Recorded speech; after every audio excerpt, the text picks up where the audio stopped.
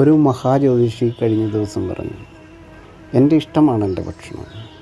ഞാൻ എന്ത് ഭക്ഷണം കഴിച്ചാലും എന്നിലെ എൻ്റെ അറിവുകൾ നഷ്ടപ്പെട്ടു പോകില്ല.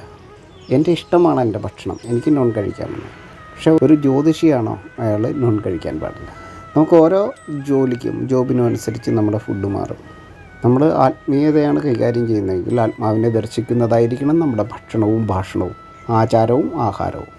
ആത്മാവിനെ ദർശിക്കുന്നില്ല, ശവാഹാരമാണ് നമ്മൾ കഴിക്കുന്നതെങ്കിൽ നമ്മൾ ശിവത്വത്തെക്കുറിച്ച് സംസാരിക്കുന്നതിൽ അർത്ഥമില്ല.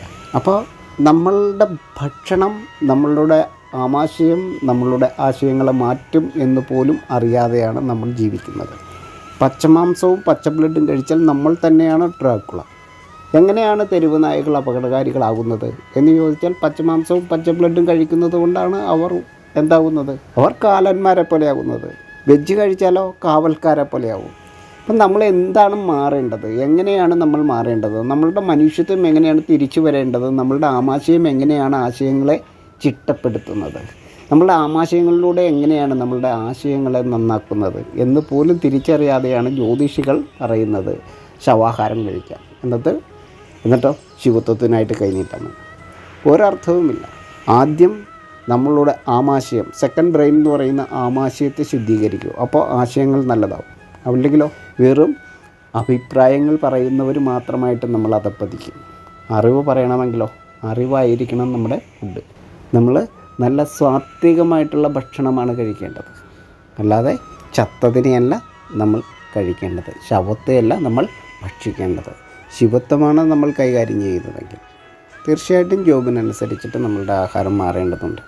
നോൺ കഴിക്കുന്നത് തെറ്റാണെന്നല്ല ഞാൻ ഈ പറഞ്ഞതിൻ്റെ അർത്ഥം. അത് ആര് കഴിക്കണം എന്നുള്ളതാണ് തെറ്റ്. ഒരു ദേവജ്ഞനായിട്ടുള്ളൊരു വ്യക്തിയല്ല ശവാഹാരം കഴിക്കേണ്ടത്. നമ്മളെ കുട്ടികളെ പഠിപ്പിക്കുന്ന അധ്യാപകരല്ല മദ്യം പാനം ചെയ്യേണ്ടത്.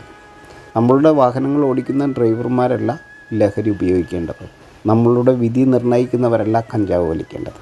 അവിടെയാണ് നമുക്ക് തെറ്റുന്നത്. ജോബ് അനുസരിച്ച് നമ്മുടെ ഫുഡ് മാറേണ്ടതുണ്ട്. മാറി ചിന്തിക്കണം. ആമാശയമാണ് ആശയങ്ങളെ ചിട്ടപ്പെടുത്തുന്നത്, അല്ലാതെ മറ്റൊന്നുമല്ല. ആ ജ്യോതിഷിയുടെ വാക്കുകൾ ഇങ്ങനെയാണ്: ഞാൻ എന്ത് ഭക്ഷണം കഴിച്ചാലും എൻ്റെ അറിവുകൾ നഷ്ടപ്പെട്ടു പോകില്ല. മദ്യപിക്കുന്നവരും ഇത് തന്നെയാണ് പറയുന്നത്. ഞാൻ എത്ര കുടിച്ചാലും എൻ്റെ അറിവുകൾ നഷ്ടപ്പെട്ടു പോകില്ല. കഞ്ചാവ് വലിക്കുന്നവരും പെത്തഡിനടിക്കുന്നവരും ഇത് തന്നെയാണ് പറയുന്നത്. ഞാൻ എന്ത് ലഹരി ഉപയോഗിച്ചാലും ഞാൻ തന്നെയാണ് എന്ന്. അത് തന്നെയാണ് ഏറ്റവും വലിയ തെറ്റ്. അറിയുക, മദ്യം നമ്മളെ മാറ്റുന്നുണ്ടെങ്കിൽ, മയക്കുമരുന്ന് നമ്മളെ മാറ്റുന്നുണ്ടെങ്കിൽ, ലഹരി നമ്മളെ അടിമപ്പെടുത്തുന്നുണ്ടെങ്കിൽ, ഭക്ഷണവും നമ്മളെ മാറ്റുന്നു എന്ന് തിരിച്ചറിയുവാനുള്ള ശേഷി നമ്മളുടെ ആർക്കുണ്ടാവണം? മറ്റാർക്കുമല്ല, ജ്യോതിഷികൾക്കുണ്ടാവണം. നമ്മുടെ മാർഗനിർദ്ദേശികളായിട്ട് വർത്തിക്കുന്ന ജ്യോതിഷികൾക്ക് ഉണ്ടാവണം. അത് തിരിച്ചറിയുവാനുള്ള ശേഷി നമുക്കും ഉണ്ടാവണം.